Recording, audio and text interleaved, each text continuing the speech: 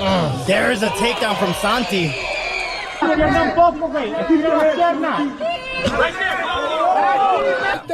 like that he's got his butterfly.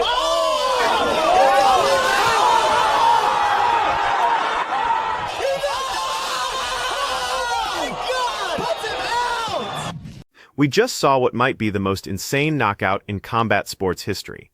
This past weekend at the Empire Championship Series Reign of Champions in Las Cruces, New Mexico's NMSU Pan American Center, bantamweight prospect Gabriel Pinato delivered a finish that defied all logic. Fighting Santiago Gonzalez for the vacant ECS bantamweight crown, Pinato needed just 49 seconds to make history. While trapped on his back in Gonzalez's guard, Pinato unleashed an unprecedented simultaneous double-fisted blow directly to his opponent's temple, immediately rendering Gonzalez unconscious.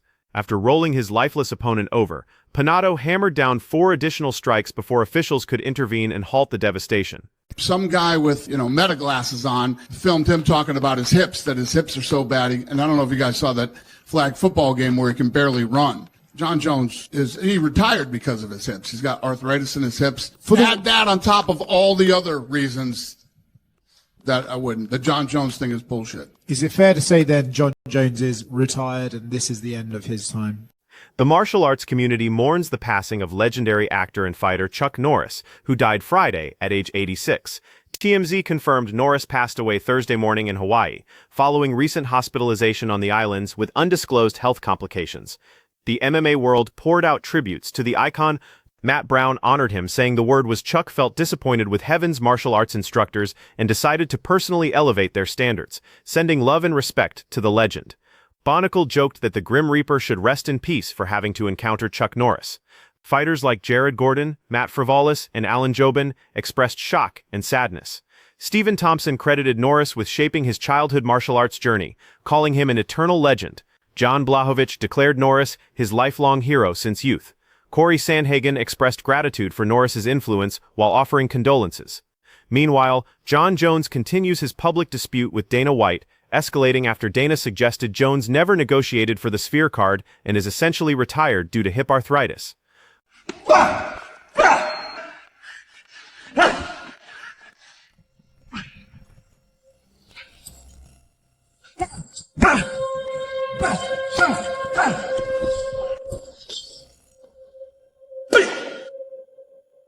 Absolutely correct assessment.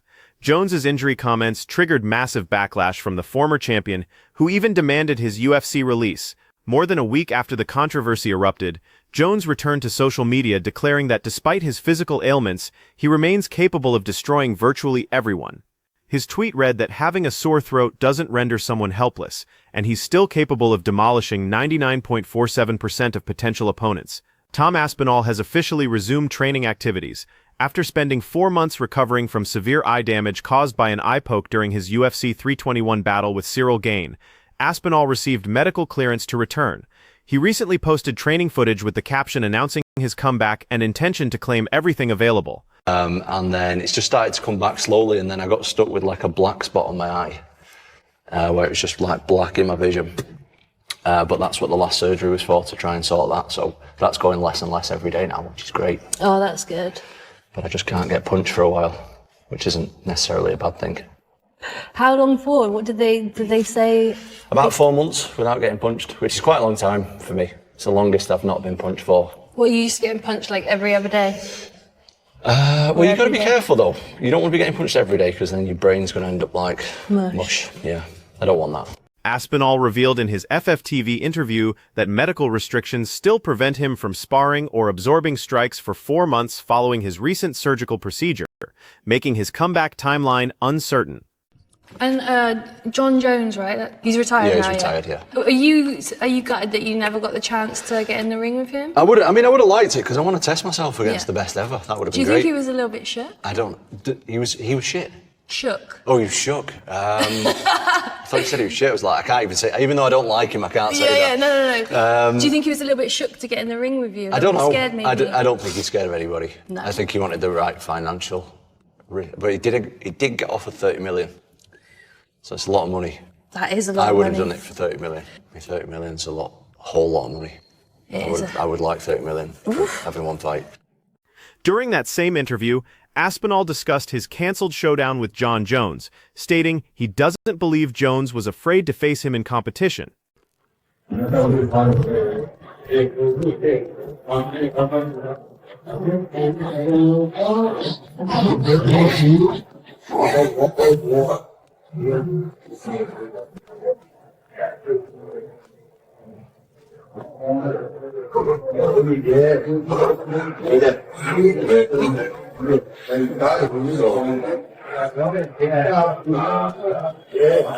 right back in, and right back in. Yep, again and again and again and again.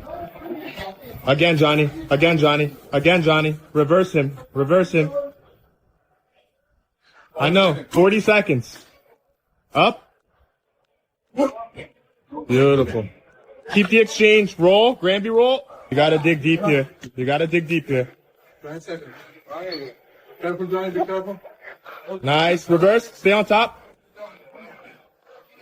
Yes. Yes. Let's go, Johnny. 10 seconds. Yes. Keep him here on the wall. Alex Pereira announces his heavyweight readiness. He posted an AI-generated image showing himself looking absolutely massive, captioned with his declaration of preparedness. Pereira also released sparring clips while preparing for his upcoming bout against Rogan.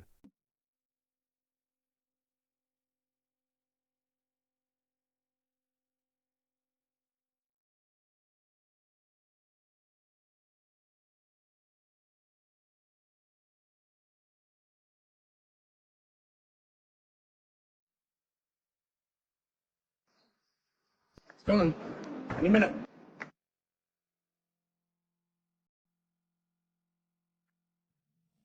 Ian Machado, Garry's patience is wearing thin regarding his booking situation.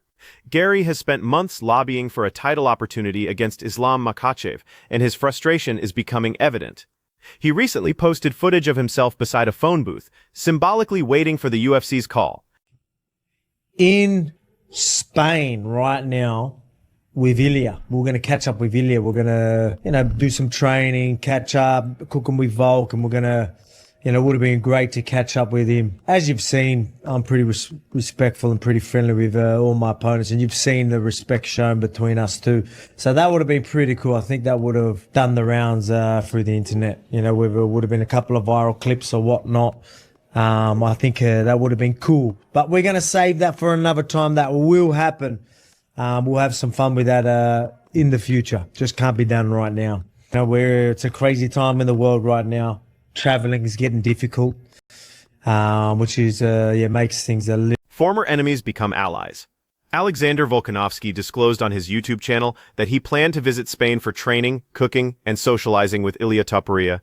Unfortunately, ongoing conflicts forced them to postpone the trip, though both fighters remain committed to making it happen eventually. Movs are this wrestling style that everyone's having problems with. But this has been a bit of a problem for fighters. A lot of fighters don't know how to deal with this. You've got Chimaev just out grappling, wrestling, Islam. You've got all these guys that have been so effective with their, Dagestani wrestling, the Chechen wrestling. They've been so effective with it. And a lot of people can't figure it out. Obviously, you've seen with my fight with Islam that I can deal with that. And I would love to get a guy who, if he wins against Lerone, he's going to be 20-0 with this new era type of winning era or, most effective style this era, right? And I get to take out that newest era style. You've seen me outstrike the best grapplers. You've seen me outgrapple the best, and I get a chance to do that again. Just all that sort of stuff. So I love that. I think that's big for my legacy. That's going to be much bigger. But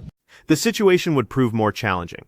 Volkanovski discussed potential future opponents, expressing preference for a bout with Movsar Evloev to demonstrate his ability to counter elite grappling. That guy got a lot of power. That guy hit me very hard, and I'm like, oh my God. And I tried to get my balance, and my balance was off, and I couldn't do much, and he sprint to me. I had to cover up, and then after the fight, I was feeling bad until I watched it. When I watched it, man, that guy hit me hard. And then I got a freaking, like Joanna. Remember when Joanna got that thing here? I got that thing right here. And then I'm like, oh my God, okay. At one moment, I thought, man, that sport's not for me anymore. I'm a freaking quitter. I'm done. Then when that thing came, and then I rewatched the fight and said, okay, that guy hits freaking hard, you know. So yeah, that guy, I think he's gonna be 185 soon, sooner than later. He might have one more fight or two more, you know. Like if he doesn't get a title shot right now, he might do one more. But I don't think he get three-way cuts to make 170. Bro, I'm telling you, he's huge, and he was so strong. Shavkat Rakmanov faces mounting personal troubles alongside his career setbacks. While recurring injuries have sidelined the undefeated Kazakhstani contender, his private life has apparently deteriorated significantly. New reports indicate Rakmanov has separated from his wife Gulnaz Rakmanova, mother to their 4 children. His wife publicly announced their official divorce through social media, additionally claiming he refuses involvement with their children while she raises 4 kids and expects a 5th. In her social media statement, Rakmanov's wife revealed he rejected his own children, saying they resemble their mother excessively, and that despite bearing 4 children with a 5th coming, he considers her too prolific, leading her to declare that children no longer need fathers who don't need them, asking God for strength to raise them alone. Gilbert Burns describes Michael Morales' power as otherworldly following their encounter. Burns suffered a first-round TKO defeat to Morales in May 2025, leaving him with serious concussion symptoms. Speaking with MMA Junkie, Burns disclosed post-fight nausea and vomiting episodes, characterizing Morales' striking power as unlike anything he's previously encountered, emphasizing his devastating impact. I have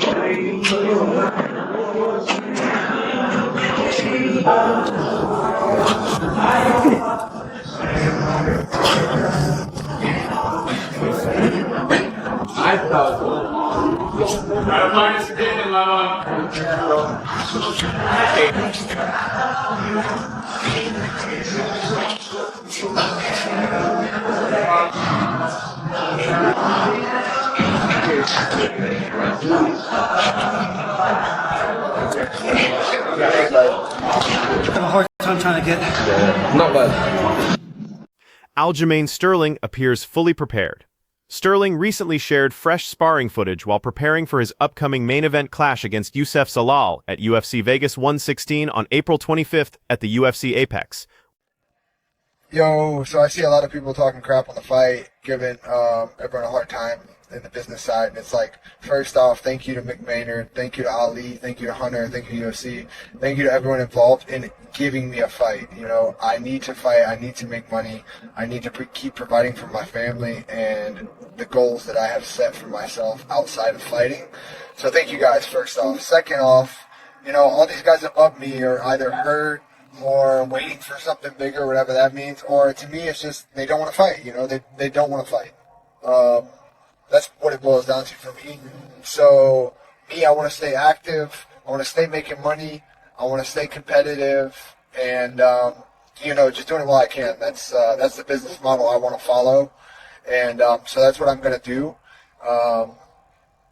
With that being said, you know, I chose to fight this guy because he used to be in the top 10. He was highly talked about at that time, and I know it's been a while, and he's lost since then sometimes, but now he's on a 3-fight win streak. He's still young. He's still hungry. He's had a taste of that top before, and obviously now he's going to want to top again. Damn, that tap's crazy. But, you know, now he's going to want to be back in the top again. You know, we'll see what happens with Chimaev and Strickland. Chimaev wins, maybe he vacates. You know, that was something highly talked about. So maybe he vacates, and then that would put me and Hipov up next for the title shot, or for the vacant title. Dricus du Plessis allegedly declined a fight opportunity, according to Brendan Allen. Allen announced this development on social media, writing that DDP entered hiding while he remains ready to battle anyone for financial gain. Allen now faces unranked Edmund Shabazian next, hoping victory will secure his title shot opportunity. Number 2 meme was posted by Robert.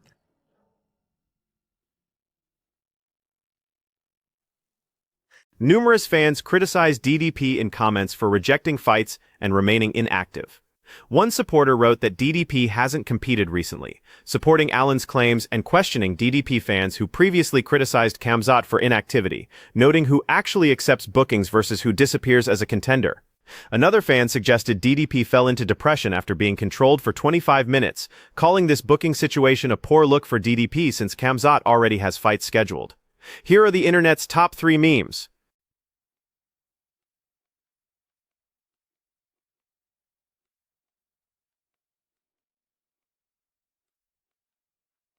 The third place meme originated from his Fight Sport Focus. The champion meme came from Smash Talk.